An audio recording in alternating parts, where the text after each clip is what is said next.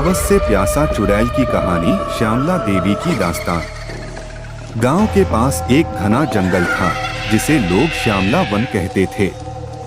यह जंगल बेहद डरावना था और वहां रात के समय जाने की हिम्मत कोई नहीं करता था। गांव के बुजुर्गों का कहना था कि उस जंगल में श्यामला देवी नाम की एक चुड़ैल रहती है जो हवस से प्यासा है और रात में अकेले भटकने वाले पुरुषों को अपने जाल में फंसाती है। श्यामला देवी एक सुंदर महिला वर्षों पहले इस गांव में रहती थी। उसकी खूबसूरती के चर्चे दूर दूर तक थे, लेकिन उसका स्वभाव बड़ा ही क्रूर था। उसने कई पुरुषों को अपने आकर्षण में फंसाकर उनकी जान ले ली। गांव वालों ने उसकी करतूतों से तंग आकर उसे जंगल में छोड़ दिया, जहां उसकी मौत हो गई। मरने के बाद उसकी आत्मा चुड़ैल बन गई और तब से वह हवस की प्यास में भटकती रहती है। गांव का एक नौजवान मनीष इन कहानियों पर विश्वास नहीं करता था।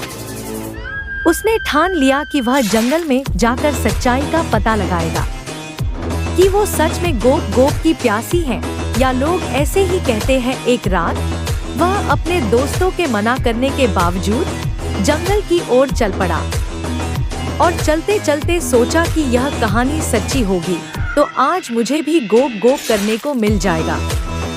जंगल में घुसते ही उसे ठंडी हवा का झोंका महसूस हुआ। चारों ओर अजीब अजीब आवाजें सुनाई दे रही थी। कुछ देर बाद उसे एक खूबसूरत महिला दिखाई दी जो एक पेड़ के नीचे बैठी थी। मनीष उसकी ओर बढ़ा और बोला, तुम कौन हो और यहाँ अकेली क्या कर रही हो? महिला ने अपनी आंखों के चमक और आवाज में मिठास घोलते हुए कहा, मैं वो ही हूँ जिसके तलाश में तुम यहाँ आए हो। मैं यहाँ अकेली हूँ और तुम्हारे साथ की तलाश में हूँ।